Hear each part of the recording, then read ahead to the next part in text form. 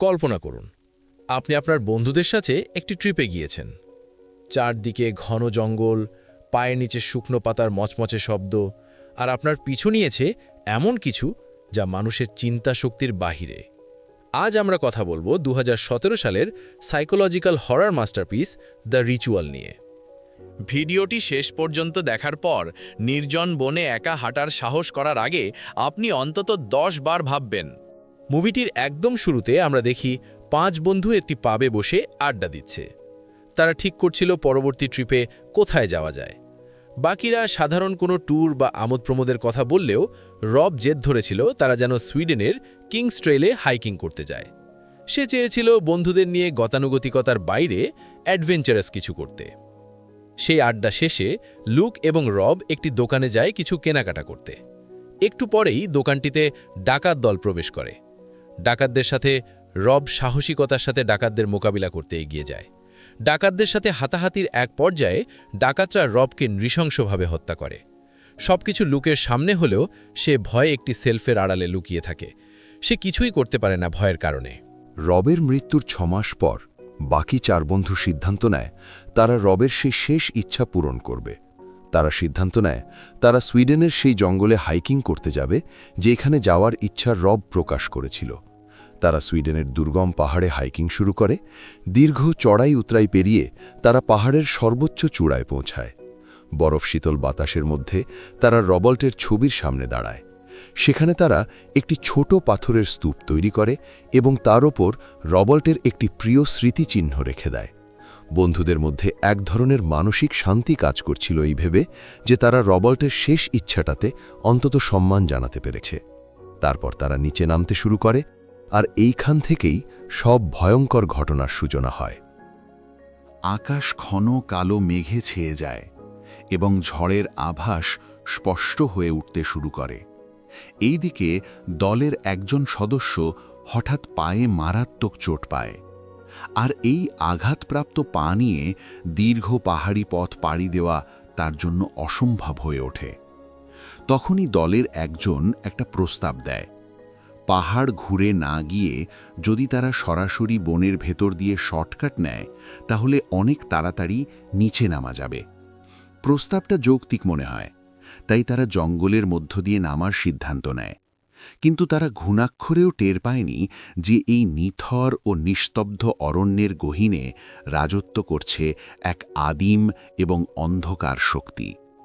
এই জঙ্গলের নিস্তব্ধতাতে আসলে কোনো শান্তি ছিল না, বরং তা ছিল এক ক্ষুধার্ত শিকারীর ওত পেতে থাকার সংকেত।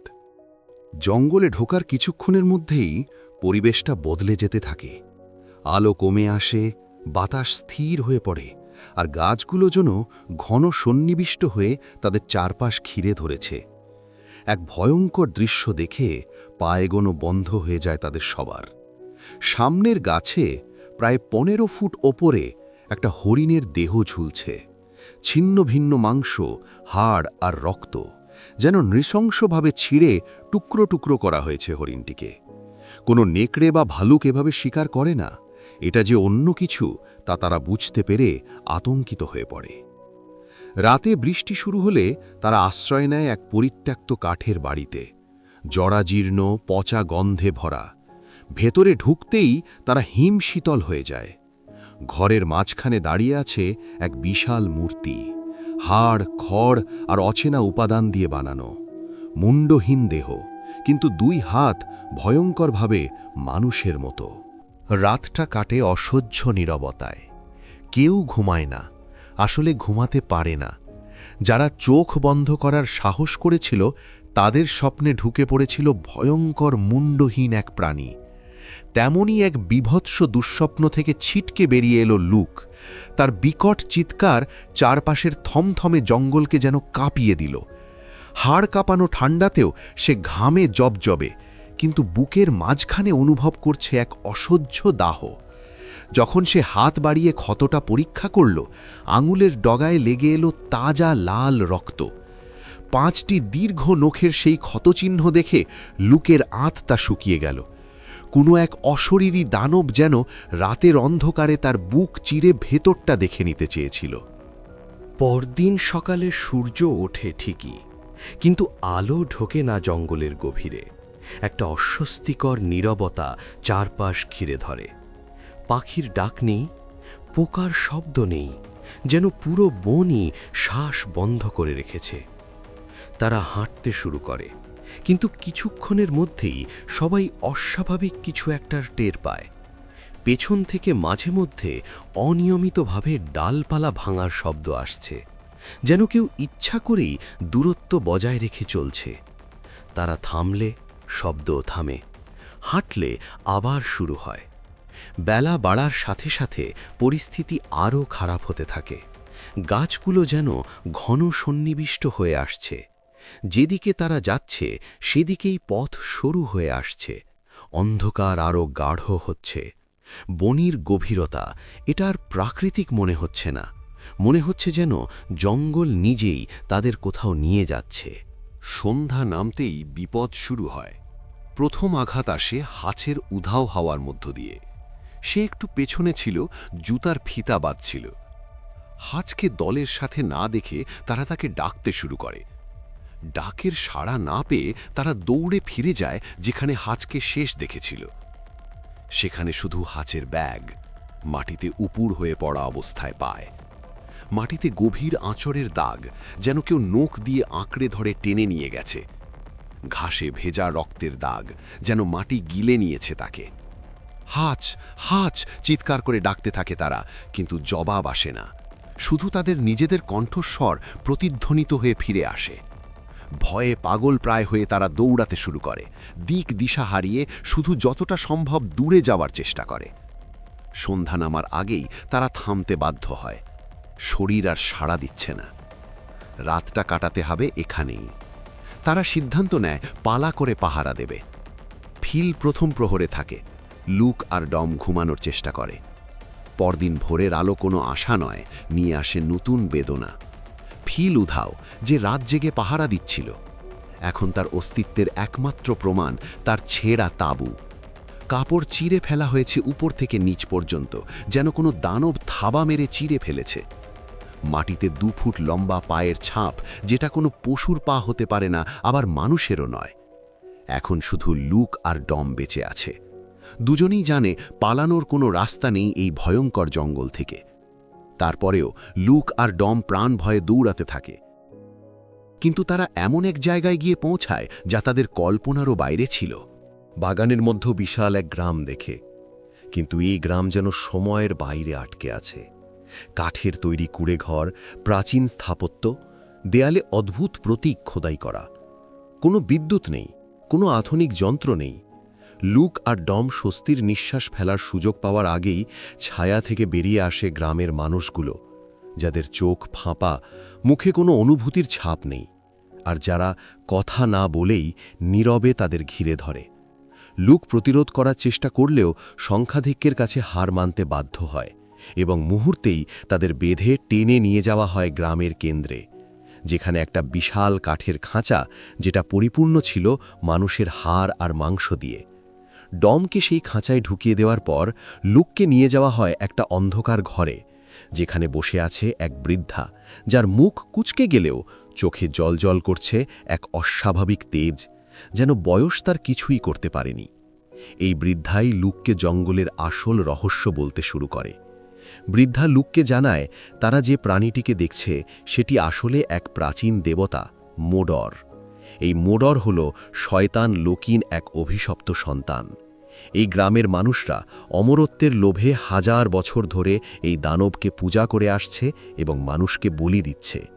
লুকের মাথা ঘুরতে থাকে। তোমরা মানুষ বলি দাও? আমরা বাঁচি, বৃদ্ধা শীতলভাবে বলে। তুমিও বাঁচতে পারবে।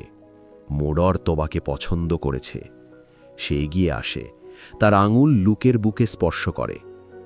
মোডর তোমার ভেতরে থাকা যন্ত্রণা অনুভব করেছে। যেই অপরাধবোধ আর যন্ত্রণা নিয়ে তুমি বাঁচতেছ, সেই ব্যথা তাকে আকৃষ্ট করেছে। সে তোমাকে চায়, দাস হিসেবে নয়, সঙ্গী হিসেবে। তোমার বন্ধুকে আজ রাতেই বলি দেওয়া হবে, কিন্তু তুমি বাঁচতে পারো চিরকাল। শুধু নতজানু হও এবং মোডরের সেবা করো, আর তোমার যন্ত্রণা, সেটা তোমার শক্তি হয়ে উঠবে। ডমকে টেনে নিয়ে যাওয়া হয় বলির বেদিতে, একটি প্রাচীন পাথরের বেদি, যার গায়ে খোদাই করা রক্তমাখা প্রতীক। গ্রামবাসীরা বৃত্তাকারে দাঁড়িয়ে মন্ত্র উচ্চারণ করতে থাকে। তাদের কণ্ঠস্বর একসাথে মিলে এক ভয়ঙ্কর অমানবিক সুরে পরিণত হয়। দূরের অন্ধকারে মোডরের উপস্থিতি অনুভব করা যায়। লুক পাশের ঘরে শেকলবদ্ধ অবস্থায় পড়ে আছে, বাইরে মন্ত্রের শব্দ আর ডমের আর্তনাদ শুনতে পাচ্ছে। তার মনে পড়ে 6 মাস আগের সেই রাত, যখন রবার্টকে বাঁচানোর সুযোগ পেয়েও সে পালিয়েছিল, ভয়ে হিমায়িত হয়ে দাঁড়িয়েছিল। লুক সেই ঘটনার পুনরাবৃত্তি হোক, সেটা কোনোভাবেই হতে দিতে চায় না। সে দাঁতে দাঁত চেপে শেকল টানতে শুরু করে। ব্যথায় চোখ লাল হয়ে যায়, কবজি থেকে রক্ত বের হয়, কিন্তু সে থামে না। পুরনো কাঠের খুঁটি নড়ে ওঠে। সর্বশক্তি দিয়ে জোরে এক টান দেওয়ার পরে খুঁটিটি ভেঙে পড়ে এবং লুক মুক্ত হয়ে যায়। সে দৌড়ে বাইরে বেরিয়ে একটা জ্বলন্ত মশাল তুলে নেয় এবং কোনো দ্বিধা ছাড়াই ছুঁড়ে মারে নিকটতম ঘরের দিকে। আগুন ধরে যায় মুহূর্তে। শুকনো কাঠের ঘরগুলো দাউ দাউ করে জ্বলতে শুরু করে। গ্রামবাসীরা বিশৃঙ্খলায় ছড়িয়ে পড়ে। লুক একের পর এক ঘরে আগুন দিতে থাকে, তারপর দৌড়ে যায় বেদির দিকে, ডমের বাঁধন কেটে ফেলে। তারপর তারা দৌড়াতে থাকে। পথিমধ্যে তারা ভয়ঙ্কর গর্জন শুনতে পায়, এমন গর্জন যা মাটি পর্যন্ত কাঁপিয়ে দেয়।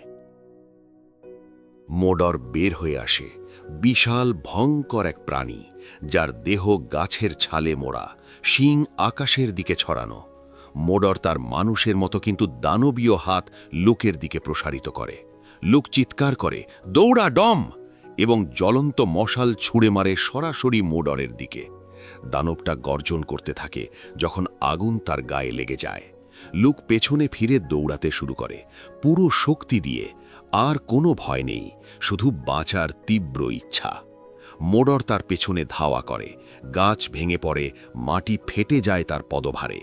লুক দেখতে পায় সামনে একটা খোলা জায়গা, আলো, বনের শেষ সীমানা। সে ঝাঁপ দেয় বনের বাইরে, খোলা প্রান্তরে, এবং মোডর থেমে যায়।